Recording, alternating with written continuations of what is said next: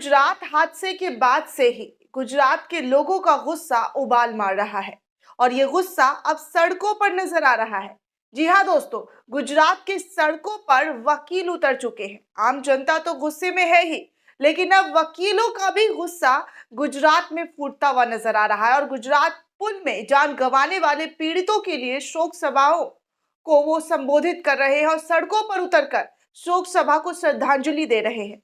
एक मरहम कल लगाया जा रहा था गोदी चैनल्स के जरिए। अस्पतालों को चमकाकर सब कुछ नया नया दिखाकर बताया जा रहा था कि गुजरात में विकास देखिए किस तरीके से हुआ, लेकिन उन्हीं विकास की पोल पट्टी वहां के रह रहे लोगों के जरिए खुलता हुआ नजर आया और यही वजह रही कि अब सड़कों पर लोग उतर उतर कर अपना विरोध दर्ज करवा रहे हैं। दोस्तों, मोरबी बार एसोसिएशन की ओर से मौन रैली का आयोजन किया गया। आज बड़ी संख्या में वकील शामिल हुए। कोर्ट कार्यालय से झूला पुल तक रैली निकाला गया और दिवंगत आत्माओं को श्रद्धांजलि दी गई। मोरबी बार एसोसिएशन और राजकोट बार एसोसिएशन ने फैसला किया कि सदस्य के वकील मोरबा ब्रिज हादसे में गिरफ्तार किए गए 9 लोगों का केस नहीं लड़ेंगे। मोरबी बार एसोसिएशन के वरिष्ठ वकील एसी प्रजापति ने कहा कि दोनों बार एसोसिएशन ने मामले में गिरफ्तार सभी आरोपियों का मामला नहीं लेने से उनका प्रतिनिधित्व करने का फैसला कर लिया है। दोनों बार एसोसिएशन ने इस बगावत प्रस्ताव भी पारित कर दिया है। वहीं मोरबी की एक मजिस्ट्रेट अदालत ने मामले में गिरफ्तार 9 लोगों में से 4 लोगों को पुलिस हिरासत में लिया है, जबकि अन्य 5 को न्यायिक हिरासत में जेल भेज दिया गया है। दोस्तों, समाचार एजेंसी पीटीआई के मुताबिक मोरबी पुल हादसे में मारे गए लोगों को श्रद्धांजलि देने के लिए गुजरात में आज राज्यव्यापी शोक रखा गया है। एक अधिकारी ने बातचीत करते हुए बताया कि बुधवार को झंडे आधे झुके। सरकार ने अधिकारियों को कोई आधिकारिक या मनोरंजन कार्यक्रम नहीं आयोजित करने के निर्देश तक दे दिए हैं। प्रधानमंत्री नरेंद्र मोदी की अध्यक्षता में सोमवार को हुई एक बैठक में राज्यव्यापी शोक रखने का यह निर्णय लिया गया था। बैठक रविवार शाम पुल गिरने की घटना के बाद स्थिति की समीक्षा के लिए की गई थी। इस हादसे में अब तक 135 लोगों के मारे जाने की पुष्टि हुई है। दोस्तों, प्रधानमंत्री मोदी ने कल दुर्घटना स्थल का दौरा किया था और उस स्थानीय अस्पताल भी गए थे जहां पर हादसे में घायल हुए लोगों का इलाज चल रहा था। उन्होंने मोरबी हादसे से संबंधित सभी पहलुओं का पता लगाने के लिए मंगलवार को विस्तृत और व्यापक जांच करने का ऐलान किया था। प्रधानमंत्री मोदी ने राहत और बचाव कार्यों में शामिल कर्मचारियों से भी बातचीत की थी। उन्होंने कहा था कि अधिकारियों को ये सुनिश्चित करना चाहिए कि दुख की इस घड़ी में प्रभावित परिवारों को हर संभव मदद मिल सके। इस बीच सुप्रीम कोर्ट ने भी ये कहा है कि मोरबी हादसे की जांच के लिए न्यायिक आयोग गठित करने के संबंधित याचिकाओं पर 14 नवंबर को सुनवाई करेगा। कोर्ट मुख्य न्यायाधीश उदय उमेश ललित यानी कि यो ललित और न्यायमूर्ति बेला एम त्रिवेदी की पीठ ने समक्ष वकील विशाल त्रिवेदी ने कहा है कि उनकी जनहित याचिका पर तत्काल सुनवाई की जानी चाहिए। इस पर पीठ ने यह भी कहा है कि आप क्या चाहते हैं। त्रिवेदी ने कहा कि मैं शीर्ष कोर्ट के पूर्व न्यायाधीशों के नेतृत्व में एक आयोग से न्यायिक जांच करने की अपील कर रहा हूं और मैं यही चाहता हूं कि न्यायिक जांच हो। दोस्तों, मोरबी का सस्पेंशन ब्रिज हादसा उसकी नई फ्लोरिंग की वजह से हुआ था। ये सबके सामने आ गया। रिनोवेशन के नाम पर ब्रिज में लगे लकड़ी के बेस को बदलकर एल्यूमिनियम की 4 लेयर वाली चादरें लगा दी गई थी। पुल का वजन बेहद बढ़ गया था और पुरानी केबल्स भीड़ बढ़ने पर एक लोड को संभाल नहीं सकी और ब्रिज वहीं का वहीं टूट गया। गुजरात पुलिस ने कोर्ट में हलफनामा दाखिल कर इसकी जानकारी दी है। मोरबी में 30 अक्टूबर की शाम को सस्पेंशन ब्रिज टूटने के मामले में पुलिस ने अब तक 9 लोगों को गिरफ्तार किया है और इन्हें मंगलवार को मोरबी के मजिस्ट्रेट कोर्ट में पेश किया गया था। सभी आरोपियों को रिमांड मांगने के लिए पुलिस ने अदालत में जो हलफनामा पेश किया उसमें ब्रिज के वजन को ही उसके गिरने की वजह बताई गई। हलफनामा के अंदर इस घटना में अब तक 135 लोगों की मौत की पुष्टि हो चुकी है। जी हाँ, 135 लोगों की जान जा चुकी है। गुजरात पुलिस ने मंगलवार को मजिस्ट्रेट कोर्ट में पुल हादसे की फॉरेंसिक रिपोर्ट दाखिल की थी। ये रिपोर्ट सीलबंद लिफाफे में सौंपी गई थी। सरकार वकील पंचाल ने इसकी सुनवाई के बाद बताया कि पुलिस की तरफ से पेश रिमांड अर्जी में साफ तौर पर लिखा है कि मरम्मत के दौरान ब्रिज के स्ट्रक्चर की मजबूती पर काम नहीं किया गया था।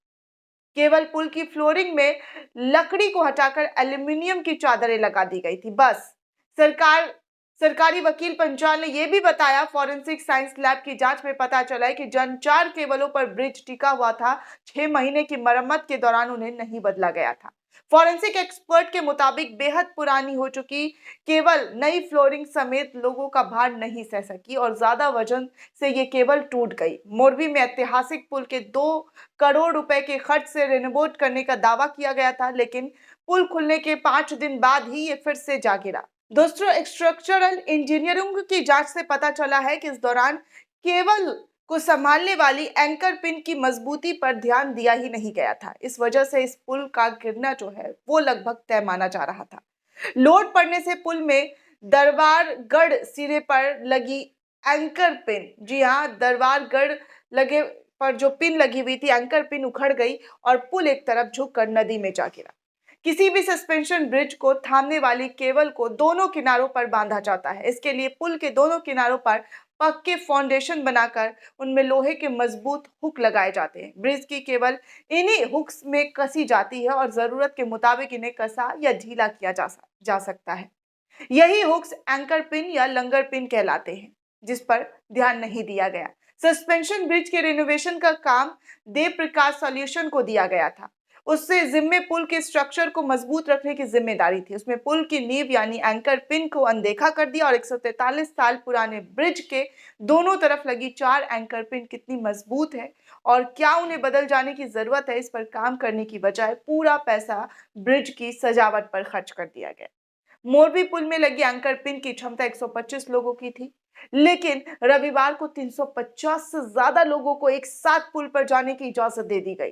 ठेकेदार और अफसरों को यह ध्यान ही नहीं था कि 143 साल पुराना पुल, उसकी एंकर पिन इतना बोझ संभालने में सक्षम नहीं है। नतीजा यह हुआ कि लोगों का बोझ पड़ने से ऐसे ही एक पिन टूट गई और लोग नीचे जा गिरे और उस नदी में कईयों की जान चली गई।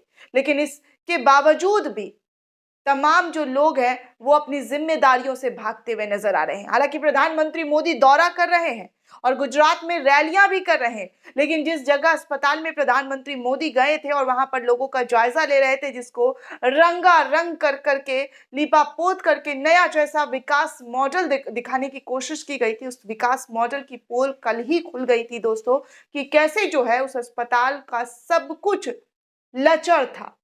जो अस्पताल में जरूरी चीजें थी वो तक नसीब नहीं था उस अस्पताल में, जहां पर मोरबी में हादसे का जो शिकार हुए लोग एडमिट हैं, उनके लिए जो तमाम चीजों का जो मरम्मत किया गया था वो सिर्फ प्रधानमंत्री मोदी के आने की वजह से। यही नहीं, जब प्रधानमंत्री मोदी उस जगह पर गए और पीड़ितों से मिल रहे थे, तब कई ऐसी महिलाओं ने खुलकर कैमरे पर कहा कि हमें इनसे कोई उम्मीद नहीं है, इनसे हमें उम्मीद नहीं है। और इससे पहले की भी उन्होंने बात करनी शुरू की कि उनके सास, उनके परिवार के लोगों का इसी तरीके से करंट लगकर मौत हो गया था। जब उन्होंने सरकार से मांग की थी, अपील की थी, तो उन्हें कोई सुनने वाला नहीं था। लेकिन अफसोस की गोदी मीडिया उनकी बातों को सुनने से बचता हुआ नजर आया। वो उन बातों को सुनता हुआ नजर नहीं आया, उसको इग्नोर करता हुआ नजर आया। और प्रधानमंत्री मोदी को लेकर जो साफ साफ पीड़ितों ने जो वहां पर कहा कि मोदी जी आए, सिर्फ 2 मिनट रहे और कहें कि हाँ ठीक हो जाएगा, बस वो खाना पूर्ति वाली चीजें अकॉर्डिंग टू पीड़ित, ताकि मुंह से ये तमाम शब्द निकले थे, लेकिन बेहया गोदी एंकर उन तमाम चीजों को कवर अप करने में लगा रहा और कहा कि पीड़ित थे, बीमार थे, इसलिए प्रधानमंत्री मोदी उनसे बातचीत नहीं कर रहे थे ज्यादा। अब आप सोच सकते हैं कि इस तरीके की चीजें भी अब ये लोग करने पर मजबूर हो गए, जहां पर जनता बोलती कुछ है और लेकिन उनके मुंह से माइक हटाकर उसको अपने आवाज में लोगों तक परोसना शुरू कर दिया जाता है। ये स्थिति आ गई है इन गोदी एंकरों की, चाटुकारों की, कि अपनी चाटुकारिता में इतने लीन हो चुके हैं कि जनता की बात बोलने से पहले ही ये अपनी बात ठूस देते हैं और वाह वाह वाह वाह वाह वाह के तमाम तगमे लगाकर सजाकर, सजावटी जो चमक धमक, जिस तरीके से अस्पताल को चमक धमक किया गया, सजाया गया, उसी तरीके से ये अपने बोलों और शब्दों की जाल से चमक धमक करते हुए पेश कर देते हैं, जनता को बताने की कोशिश करते हैं। लेकिन जनता जो है वो अंधी नहीं है और गुजरात में जो हादसा हुआ है वो गुजरात का एक एक इंसान जान रहा है कि क्या हुआ और किस तरीके से भ्रष्टाचार का पुल जो है वो जय गया और इसके जिम्मेदार कौन है और जिम्मेदारी लेने वाला क्यों भाग रहा है, क्यों ताले लटका रहा है। ये तमाम तस्वीरें आप देख रहे हैं कि एक झूठ को छुपाने के लिए 100 झूठे बनाई जा रही है, 100 झूठों को लाया जा रहा है, लेकिन असली गुनहगार पर एफआईआर अब तक दर्ज नहीं हुआ है। क्यों? ये आप सभी अपने मन में मंथन करें और सोचें कि क्या कुछ हो रहा है, क्योंकि अब आप देखिए कि गुजरात की सड़कों पर जो वकील है वो इन लोगों का केस लड़ने से मना कर चुके हैं और सीधे तौर पर सड़कों पर इनका हुजूम, इनका रैलियां जो है वो निकलना शुरू हो गया है और सरकार के खिलाफ जबरदस्त तरीके का आक्रोश नजर आ रहा है। दोस्तों, इस पूरे रिपोर्ट को लेकर आप क्या सोचते हैं? आपकी क्या प्रतिक्रिया है? हमें कमेंट सेक्शन में ज़रूर बताइएगा। साथ ही साथ नेशन 360 को ज़्यादा से ज़्यादा लाइक, शेयर और सब्सक्राइब करना बिल्कुल भी ना भूलें।